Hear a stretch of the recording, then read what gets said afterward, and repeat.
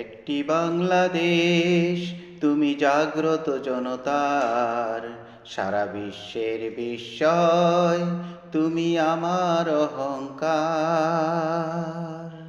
পূর্ব দিগন্তে সূর্য উঠেছে, রক্ত লাল, রক্ত লাল, রক্ত লাল।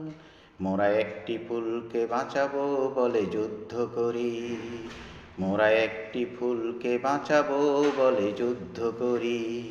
মোরা একটি মুখের হাসির জন্য অস্ত্র ধরি, যে মাটির চির মমতায় আমার অঙ্গে মাখা।